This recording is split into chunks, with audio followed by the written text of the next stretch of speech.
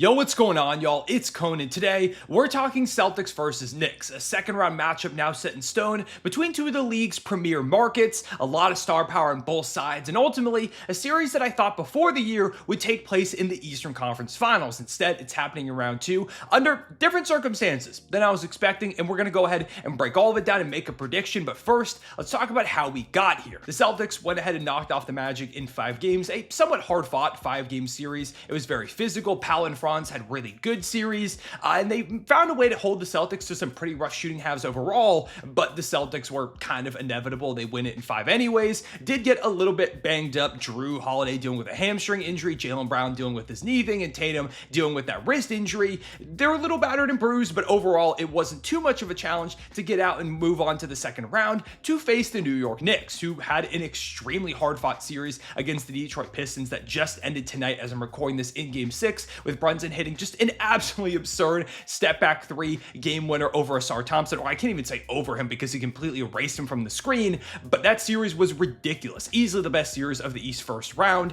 Point differential overall was just 8 points in favor of New York. 4 out of the 6 games were decided by 1 possession. Hopefully it was a series that got the Knicks ready for war, because that's what they're heading into against the Boston Celtics. And it's a matchup where the Knicks are extreme underdogs. I took a look at the odds before this, and even I was shocked. And I knew everybody was going to pick the Boston Celtics, that they are heavily favored, but they're more favored by Vegas than I was expecting. And there is good reason behind why the Celtics are going into this as the Goliath in the situation. Because if we go back to the season series, the Celtics annihilated the Knicks in their 4 regular season matchups. 132-109, 131-104, 118-105, and there was one good game, 119-117 in overtime after a Jayson Tatum game winner. But yeah, the Celtics won all of those. There was only one game that was less than a 13-point loss, and this comes along with the stat that the Knicks were not able to beat a single one of the elite NBA teams this entire season. They were 0-10 against the Celtics, the Cavs, and the Thunder, the NBA's top 3 squads in terms of record.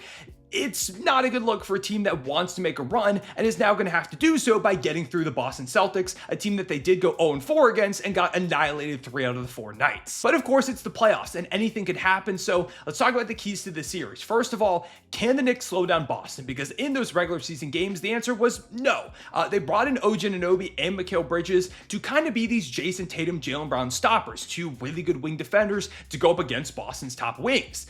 Unfortunately, that didn't work a lot in the regular season. Specifically, Tatum just completely torched the Knicks. He dropped 33.5 points per game, 7 boards, and 6.8 assists, shooting 54% from the field and 48% from 3 going up against the Knicks this season in those 4 games. Those are completely insane numbers. And he also just had a monster series against the Orlando Magic. Jayson Tatum is in a zone right now, and if he carries over that production from the regular season against the Knicks here into the playoffs where he's playing at this level, he could go out there and drop like 40 points on insane efficiency every single night. Meanwhile, Jaylen Brown averaged 19.7, 6, and 2.7, shooting under 42% from the field and just 37% from 3. He was not as good, but he was still decent, and I mean, clearly it was enough for them to go ahead and win, and those stats do not include his 4th game going up against the Knicks, that last one that went to overtime, because Jaylen Brown only played 22 minutes before he left laboring with that knee injury, so ultimately didn't count that one, but he was shooting just 2 of 8 and really struggling in that game. So if you're a Knicks fan, maybe you take that one away too, and you kind of feel like, hey, if we can slow down Jaylen Brown a little bit, even if Jayson Tatum goes off, it's going to hurt the Celtics offense a good bit. But the other problem is the Celtics, just as a whole, shot the lights out against the Knicks. The Celtics made 39 more threes than the Knicks did in their 4 matchups this season, which is an utterly insane number to comprehend. On average, they were hitting 10 more threes in the games going up against the Knicks. You are never going to win a basketball game where you're making 10 less threes against a team as good as Boston. Now, I will say that sample size includes the first game of the season where the Celtics tied the NBA record for most threes in a game, so that one definitely boosts that number a bit, but you can see they got torched from the outside. Jayson Tatum has been cooking them. The Celtics have such an easy time getting offense by just attacking Jalen Brunson and Karl-Anthony Towns relentlessly. They will get them on switches and go at them over and over again. That's their offense. They're going to hunt a switch with Jayson Tatum or Jaylen Brown and attack you. They're going to dish out the shooters. They're so good at creating offense, and specifically those 2 guys have massive targets on their back going into the series. They need to hold up. They have to be much better defensively than they were going up against the Celtics in the regular season if the Knicks want any chance, because those switches, those mismatch hunts are going to come nonstop. And we saw this with the Detroit Pistons. They had some pretty good success attacking Jalen Brunson in that series. The Celtics are a much different animal. You're going to really need to lock in on that defensive end. The Knicks have to play the best defense they played all season pretty consistently. And there were some stretches in those Pistons games where they looked really, really good. They were really solid, but that would always wane after a little bit. And again, against the Celtics, it has to be at that elite level pretty much continuously throughout the series for them to have the best chance of winning. Another big issue for them is Kristaps Porzingis, who struggled against the Magic last series with just 12 points per game on 35% shooting, just 12% from deep. And if he continues to struggle, if this is just a slump that he's in, that's huge for the Knicks. They really need Porzingis to not give them the problems that he has really throughout all of his career since he left the Knicks, but specifically with Boston. That last game that went to overtime, KP had 34 points with 8 threes. And as a Celtic, he's averaging 22.5 points per game, shooting over 50% from the field and 50% from three. This is a matchup that he really likes. He likes these revenge games. He likes playing in Madison Square Garden. He likes going up against Karl-Anthony Towns. That's a matchup that KP is fond of. Really, this Knicks team is not built super well to guard the Boston Celtics. That's kind of the reality of it. But they did put up the 5th best defensive rating in the first round. And again, had some really good defensive stretches. It's just that Boston is so much more talented and so much more fluid. They execute so much better than the Pistons do. So that effort, that intensity, that execution has to be ramped up to 11, if not like 15 on a 10-point scale. One guy who adds a little bit of an interesting wrinkle is Mitchell Robinson. He only played 1 game against the Celtics this season and was pretty good. Again, it was that overtime game. 4 points, 7 rebounds, a steal, and 2 blocks with 4 offensive rebounds in 16 minutes. He was somewhat effective and could shift things, but I do, again, also worry about him getting switched out in the perimeter, trying to hold his own. That's another mismatch they could target. Not to mention the free throw shooting is a complete disaster, so if they go ahead and hack him, that could just take him off the court. So pretty clearly, this Celtics offense is a bad matchup for the Knicks. If they want any hope, they need OG and Mikal Bridges to just be lights out on the Jays. They need some of their shooters to get cold, which the Celtics are prone to at times, but the hard part is getting that to happen 4 times out of 7 to ultimately win this series. Now, I do think the Knicks could give the Boston Celtics some defensive issues. Like Brunson was ridiculous against the Pistons, 31.5 points per game, 8.2 dimes, and specifically just taking over relentlessly down the stretch of the game in clutch time. And a lot of those minutes, he was being guarded by Asar Thompson, who is a ridiculous defender, and that gave him great practice for now all of the Celtics defenders that are going to be thrown his way nonstop. But against Boston in the season, he was also pretty good. 27 points per game on over 50% from the field and 43% from three. They're going to need that Jalen Brunson. They're going to need the clutch player of the year to take over down the stretch of games and keep them close for a majority of the night. That also goes for Karl-Anthony Towns, who similarly had a pretty good season series against the Celtics, dropping 19.8 points per game and 12 rebounds, shooting 53% from the field and 64% from three. In the last 2 games he played against them, he had 24 and 18 and 34 and 14. KAT was really good. Brunson was too. This is the offensive duo that has to be cooking. They have to be clicking at an elite level to go ahead and give the Knicks a path to winning this matchup. For Brunson, that's going to have to come against either Jrue or Jaylen Brown. Jrue primarily guarded him in the last 2 matchups, but Jaylen Brown played more possessions on him than anybody else. So it's going to be one of those 2 guys. And Joe Mazzulla, you know him. He's going to go ahead and switch things up. But no matter who it is, it might even be Derrick White at times. It's going to be an elite defender. Brunson has to go ahead and find a way to win some of those matchups. For KAT, it's likely going to be Jayson Tatum. They're going to have Porzingis play off Josh Hart and just go ahead and roam. They're going to dare Josh Hart to make threes. He's going to have to do that if they want to win this series. And KAT, if it is Tatum, is going to have to bully him. Maybe he can get him in some foul trouble, make him second guess a little bit.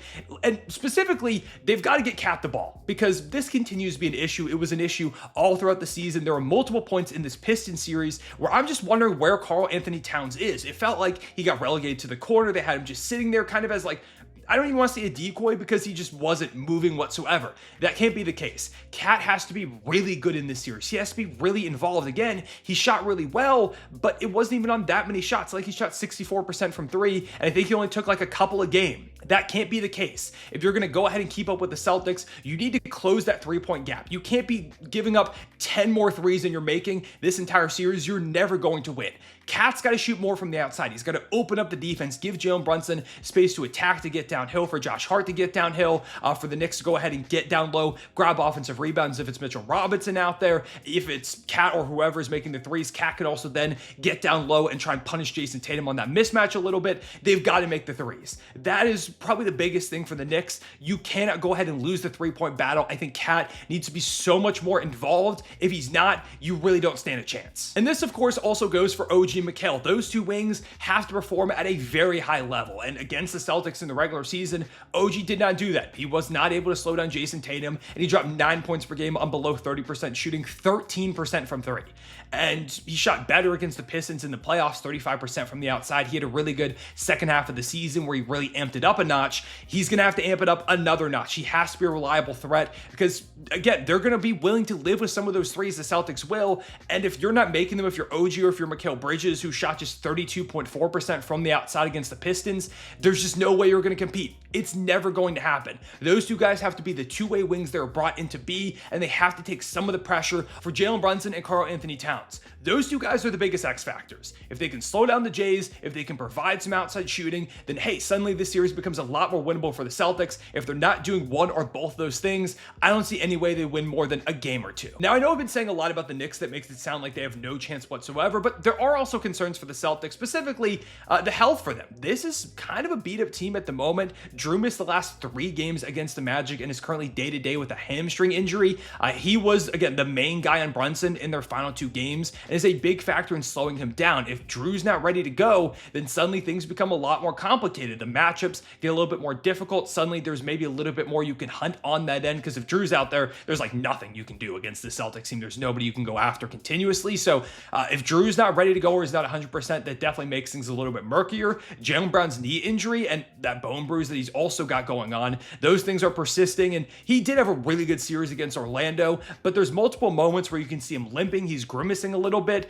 Again, he played really well, so I'm not super worried, but if that continues to become an issue going through that now physical series against the Magic into this one where I think the Knicks are also going to be extremely physical, if it flares up, it could get concerning if his play slows down. Suddenly there's now a lot of pressure on Jayson Tatum, who also suffered a wrist injury against the Orlando Magic, and he played ridiculous. I mean, he annihilated the Magic in the 3 games after that wrist injury, so it's probably not that big of a concern, but it is something to note. And again, if the other guys aren't able to play, like Jrue's out and Jaylen Brown doesn't look like himself, then the pressure mounts on Jayson Tatum, and suddenly their reliance on him is going to get heavier and heavier, especially if Kristaps Porzingis is not playing like himself. That first round series against the Magic was horrific. Again, he's had a lot of success against the Knicks in the regular season, but if in these playoffs he's not playing up to his level with these injuries they're facing right now, I do think it could become a more difficult series for the Celtics than some people are expecting. And the final point I want to discuss is the depth. Who is going to step up for the Knicks? Deuce McBride, only 4 points per game on 27% shooting against the Pistons. Hyper disappointing. Mitchell Robinson, 4.2 points per game, 6.2 rebounds, shot 55% from the field. He was all right, I think, if he's able to be out there, grabbing the more offensive rebounds, getting them extra possessions against the Celtics defense. It's going to be big, and just getting a lot of size against a Celtics team that can go really big with Horford, Porzingis, and Luke Kornet, 2 of the 3 out there at any one moment. It's going to be helpful for this squad, plus just the defense, the rim protection that he does provide. The free throw issues are concerning. The Celtics are going to make him prove it from the line at certain moments, so we'll see if he can stay on the court. And then Cameron Payne just dropped 4 points per game on 50% shooting in 9 minutes. He was pretty solid overall, didn't really play that much, and I mean, that's the way it goes with the Knicks. You know, Tom Thibodeau, who I also had some problems with the way he coached in that series. Again, I talk about not getting KAT involved. That is a concern, but yeah, they're going to need the depth guys to step up, because with the Celtics, it's Peyton Pritchard, it's Al Horford, it's Sam Hauser, it's Luke Kornet, all coming off the bench. Even if Jrue is missing games, they can just slot one of those guys into the starting lineup and they're perfectly fine. So even if the injuries are hurting the Celtics, multiple guys are going to have to step up off the bench for the Knicks if they want to win this series or even compete in it. And of course, it's important to note that the Celtics will have home court advantage, obviously as the higher seed, and they're going to this with a rest advantage because the Knicks just finished their series and the Celtics finished theirs up quite a few days ago now as I'm recording this video. So that is the matchup. That's the preview. And I know what it sounds like. The Celtics might just roll over the New York Knicks, but I do think the Knicks can be somewhat competitive in this series. They've got the star power. They've got a really good starting 5. I don't think they're going to get run off the court the way they did in the regular season. They might not win a lot of games in this matchup, but I think they could be a lot more competitive than they were when we saw them play the previous 4 times. But I will say overall, winning the series is a massive uphill battle because the Celtics are the better team both ways. They've got the best player in the series with Jayson Tatum, who just, again, was lights out against a great defense in Orlando, and it's nowhere near as good of a defense here with the New York Knicks. And despite it feeling like at times like they didn't even play that good, they had a net rating of 13.7. In that matchup, which is third only behind the Cavaliers and the Oklahoma City Thunder. Both of those teams had a game where they won by like 50 plus points. It was a series where it didn't feel like they played that well, but they still won super convincingly. You have to think maybe we see a bounce back from KP. Maybe he just is going to continue to struggle. And again, I think he is one of the biggest swing factors, plus the health for the Celtics. And for the Knicks, can those two wings slow down the Jays? I don't know if they can, and even if they do, there are just so many weapons on this Celtics team. I think it's a pretty tough matchup. The Knicks are going to have to execute pretty much flawlessly, and I just don't see that happening consistently enough for them to win this series, especially after all the minutes they played, the hard-fought series that occurred against Detroit, and they've been playing heavy minutes all season. We saw them kind of break down in the second round last year. I don't think that's going to quite happen again, but against the Celtics, I do think they're going to be a little bit of a step slow, so I am picking the Boston Celtics. I don't think you're surprised by that, but it's going to be in 6 games. I've seen a lot of people say Celtics in 4, Celtics in 5. I'm going to give the Knicks their respect. I think they take a couple of games against the Celtics here, especially if the injuries continue to linger. I think they perform better than they did in the regular season. They've got a little bit of battle testing going up against a really tough Pistons team in the playoffs, but I just think, again, the Celtics have almost all of the advantages in this matchup, including the track record. It's just the better team. On both sides of the ball, I feel way more comfortable in the Celtics than the New York Knicks. And yeah, I think they get out of this one. They get back to the Eastern Conference Finals, probably to face the Cleveland Cavaliers, although I'll talk about that series. I think that one's going to be really fun in the next series preview. But yeah, Celtics over Knicks in 6. That's my prediction. Let me know down below in the comments what you think. Who do you have winning and in how many games? Do you think the Knicks stand a chance, or are they just completely doomed like a lot of people think? Leave a like and subscribe if you enjoyed. Hit the notification bell so you don't miss out on future videos. I appreciate you watching. I'll see y'all later. Real one, say it back.